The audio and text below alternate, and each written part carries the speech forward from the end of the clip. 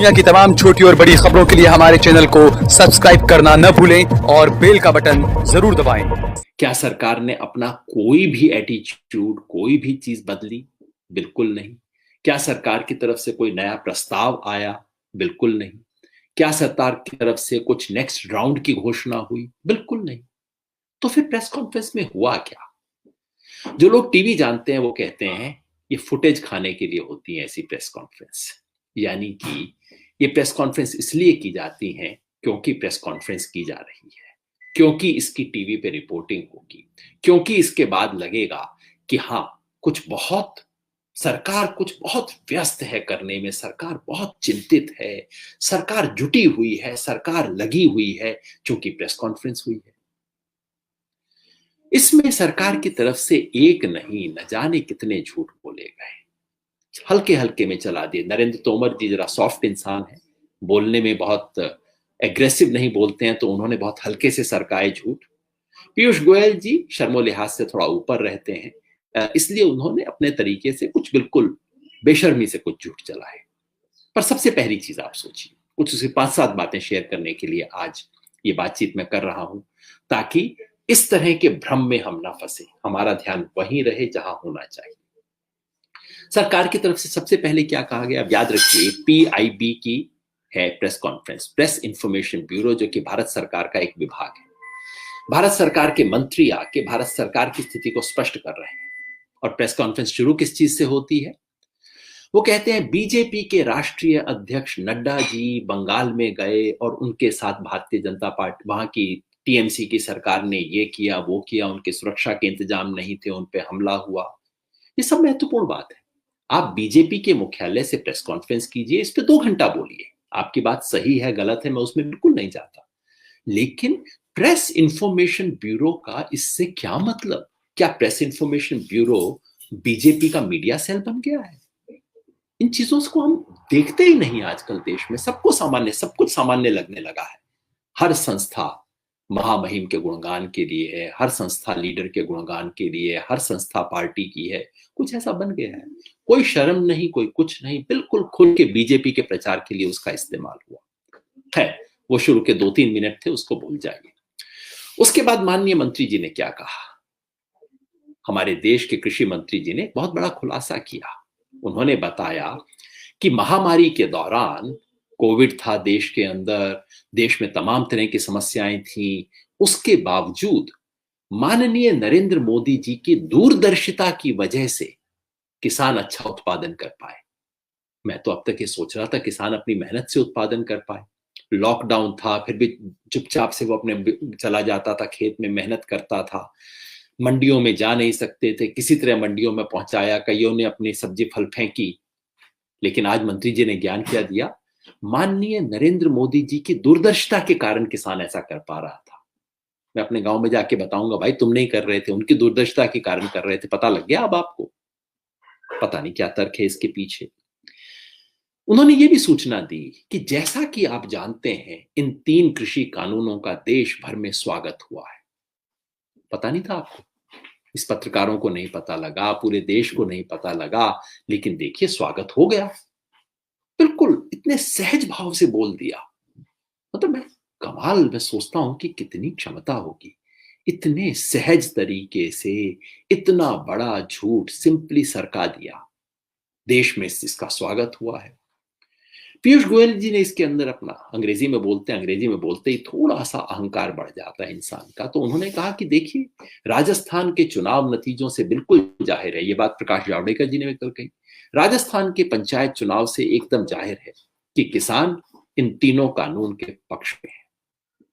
अब इसमें कोई शक नहीं कि राजस्थान में बीजेपी जीती, कांग्रेस हारी। इसमें कोई शक नहीं कि वोट देने वाले अधिकांश किसान रहे ही होंगे। इसमें कोई शक नहीं कि ये केवल स्थानीय पंच सरपंच की हार जीत नहीं है, इसके पीछे कांग्रेस की हार है, बीजेपी की जीत है।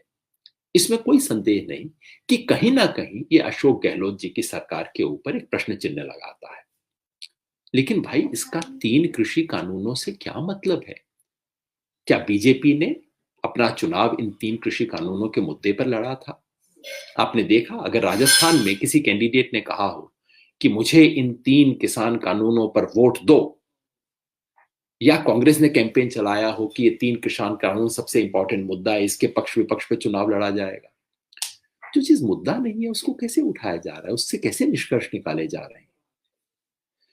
मंत्री जी ने कई और बातें कही।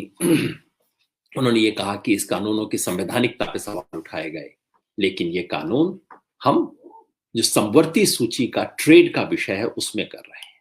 अभी थोड़ा सा बारीक पेच है, 1 मिनट में समझाऊंगा, ज्यादा समय नहीं लगाऊंगा। देश में संविधान के अंदर सूचियां बनी हुई है, लिस्ट है, वो चीजें जो केवल केंद्र सरकार कर सकती है, दूसरी तरफ लिस्ट है जो केवल राज्य सरकार कर सकती है, समवर्ती सूची है जिसमें दोनों कर सकते हैं, लेकिन अगर डिफरेंस हो तो केंद्र सरकार की बात मानी जाएगी। अब जो राज्य की सूची है वो बिल्कुल क्लियरली कहती है एग्रीकल्चर, और उसके साथ में agriculture markets and fairs, marketing. जो केंद्र की सूची समवर्ती सूची है वो कहती है ट्रेड एंड कॉमर्स।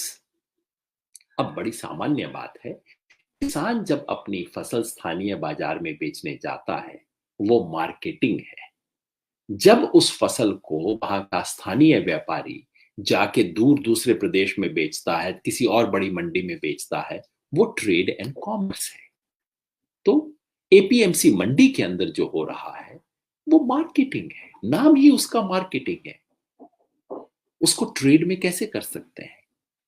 यानी कि ये, इसका मतलब ये है कि इन विषयों पर कानून बनाने का अधिकार केंद्र सरकार को कैसे आ गया?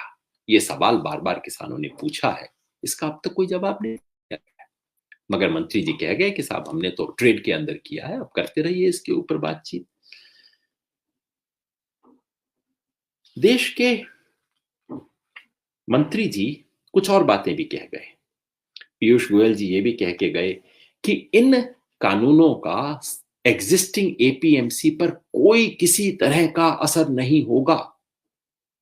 अरे भाई, इस कानून के पक्ष में बोलने वाले कह रहे हैं कि इससे एपीएमसी पे ये असर होगा, एपीएमसी सुधर जाएगी, कंपटीशन होगा, एपीएमसी को बदलना पड़ेगा, उसको मजबूरी होगी।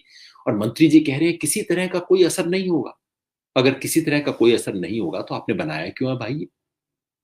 तो दोनों तरफ से झूठ बोलने का इरादा है। उन्होंने ये भी कहा कि मंडी में, देखिए पहले क्या कहा जा रहा था कि एपीएमसी और प्राइवेट मंडी के अंदर अनइक्वल कंपटीशन हो जाएगा, प्राइवेट मंडी में सेस और टैक्स नहीं लगेंगे, एपीएमसी में टैक्स लगेगा। तो आज पीयूष गोयल जी ने कहा कि अब हमने दोनों को बराबर कर दिया है, कल का प्रस्ताव हमने दे दिया है कि अब प्राइवेट मंडी पर भी टैक्स लगेगा। पता नहीं कैसे झूठ बोल जाते हैं देश के सामने। कम से कम नरेंद्र तोमर जी ने जो बोला उसमें ये झूठ नहीं था, लेकिन पीयूष गोयल एकदम, मतलब मैं समझता हूं एक खास तरह का अहंकार आपको इजाजत देता है कि आप बिल्कुल आंख खोल के झूठ पेलते जाओ। सरकार की तरफ से जो प्रस्ताव आया है, जो मैंने कल भी बताया था, सरकार ने ये नहीं कहा है अपने प्रस्ताव में, संशोधन में, कि प्राइवेट मंडी पर भी टैक्स और सेस लगेगा। सरकार ने कहा है अगर राज्य सरकार चाहे तो वो यह लगा सकती है और लगेगा। इसमें कानून में बहुत बड़ा फर्क होता है। ये छोटी छोटी चालाकियां हैं। इन्हें लगता है कि अब किसान प्रतिनिधियों को ये बातें समझ नहीं आएंगी, लेकिन वो जमाने बीत गए। किसानों को अब ये चीजें दिखती हैं, पता लगता है, वो बोलते हैं। अब किसान उस जमाने का किसान नहीं रहा। किसान का बच्चा अब थोड़ी बहुत अंग्रेजी भी पढ़ लेता है, समझता है इन बारीकियों को, कानून को, पेंच को। और किसान तय करके आया है कि सड़क की लड़ाई तो लड़ा है, जीता है, अब टेबल की, नेगोशिएशन की, कागज की लड़ाई भी नहीं हारेगा। तमाम बातें करने के बाद मंत्री जी ने कहा कि देखिए, हम तो बातचीत के लिए तैयार हैं, अब इनकी तरफ से कोई प्रस्ताव आए तो बताएं। और उन्होंने कहा कि देखिए हम क्या करें, इनकी तरफ से, किसान यूनियन की तरफ से कोई प्रस्ताव नहीं आया, हमें ही इनकी बातों में से कुछ बिंदु निकालने पड़े। झूठ है। फिर झूठ इसलिए है कि आज से 1 महीना पहले जब पंजाब के किसान अपनी अंतिम वार्ता के लिए दिल्ली आए थे, उस वक्त बलबीर सिंह राजेवाल जी ने एक लिखित नोट सरकार को दिया था अपनी ऑब्जेक्शंस बताते हुए। 3 तारीख को जब दिल्ली में चर्चा हुई तो किसान संगठनों की तरफ से सिलसिलेवार तरीके से कोई 30 बिंदु बताए गए थे जिसके बारे में ऐतराज है। वो कहते हैं आपने संशोधन का प्रस्ताव नहीं दिया। अरे भाई, कैसे दे दें? हम तो संशोधन चाहते नहीं है, हम क्यों संशोधन का प्रस्ताव दें? किसान संगठन स्पष्ट कह रहे हैं कि हमें संशोधन नहीं चाहिए। अगर मुझे घर में पानी की टंकी बनवानी हो और कोई सेप्टिक टैंक बना के मुझे दे दे और फिर कहे कि अच्छा अच्छा दिक्कत है, चलो मैं इसमें ऐसा करता हूँ, बीच की दीवार थोड़ा हटा देता हूँ, इसको ये कर देता हूँ, बदल देता हूँ, आप क्या कहेंगे भैया? सेप्टिक टैंक में चेंजेस करके वो पानी की टंकी नहीं बनेगी। मुझे पानी की टंकी चाहिए। यही बात किसान कह रहा है। इन तीनों कानूनों में अमेंडमेंट, थोड़ा सा ये, थोड़ी ठोक पीट, थोड़ी मरम्मत करके बदल काम नहीं बनेगा। हमें इन तीनों कानूनों का इरादा पसंद नहीं है, इनका डिजाइन पसंद नहीं है, इसलिए अब इसमें संशोधन करने से काम नहीं चलेगा। किसान संशोधन नहीं चाहते, हम संशोधन का प्रस्ताव क्यों रखें? फिर मंत्री जी मासूमियत से कहते हैं कि देखिए हम तो तैयार हैं इनसे बातचीत करने के लिए, अब इन्हीं से मैं अनुरोध करता हूं कि आप आइए, बताइए, वार्ता दोबारा हम शुरू करते हैं। इस बात को सफाई से गोल कर गए कि इन्होंने प्रस्ताव भेजा, किसानों ने खारिज कर दिया, अब सरकार को जवाब देना है। दिक्कत क्या थी? इसको ऐसा बना दिया गया मानो अब किसानों को जवाब देना है। यही खेल था, इसी तरह से खेल खेले जाते हैं। आज की प्रेस कॉन्फ्रेंस का उद्देश्य था इस चर्चा को आगे बढ़ाना नहीं, कोई नई बात देना नहीं, बातचीत को सुलझाने की दिशा में बढ़ना नहीं, ये इंप्रेशन क्रिएट करना कि अब बॉल किसान, गेंद जो है वो किसानों के पाले में है, उन्हें कुछ करना है, सरकार पूरी तरह से प्रतिबद्ध है, कुछ करना चाहती है, पर देखिए ना ये किसान है, कुछ कर नहीं रहे हैं, अब आप ही बताइए हम क्या करें। ये परसेप्शन मैनेजमेंट के खेल हैं। आप ये मत समझिए कि मासूमियत से खेले जा रहे हैं। इन खेल के पीछे डिजाइन करने वाले मैनेजर होते हैं, कम्युनिकेशन एडवाइजर्स होते हैं, जो जुमले तय करते हैं, नेताजी क्या पहन के क्या बात करके ये तय करते हैं ताकि एक इंप्रेशन क्रिएट किया जा सके। ये सब आपका और मेरा दिमाग डाइवर्ट करने के तरीके हैं। और ये फेसबुक पे आपसे बात करना सिर्फ इसीलिए जरूरी है ताकि हम इस फंदे में ना फंसे। हम अपना ध्यान मुख्य चीज पे रखें। आंदोलन आगे बढ़ेगा, आंदोलन को तेज करना है। हर किसान परिवार से एक व्यक्ति दिल्ली आए, ये मेरी व्यक्तिगत अनुरोध है। एक व्यक्ति को स्पेयर कीजिए। किसान हो सकता है इस शताब्दी की अपनी आखिरी बड़ी लड़ाई लड़ रहा हो, और ये लड़ाई में यदि किसान नहीं जीता तो फिर आगे कभी नहीं जीत पाएगा। एक व्यक्ति को भेजिए। 12 तारीख को पूरे देश में जो टोल है उनको टोल फ्री कर दिया जाएगा। 12 तारीख को राजस्थान के किसान भी आ रहे हैं, उनके साथ भी जुड़िए। और 14 तारीख को देश भर के अंदर धरने लगाए जाएंगे और दिल्ली कूच का आयोजन होगा।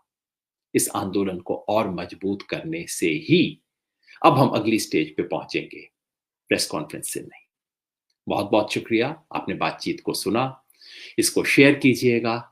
अगर ये बातचीत ठीक लगती है तो शेयर करना बेहद जरूरी है, क्योंकि हर किसान के पास, किसान परिवार के पास या किसान के हितैषी के पास हमारी बात जरूर पहुंचे।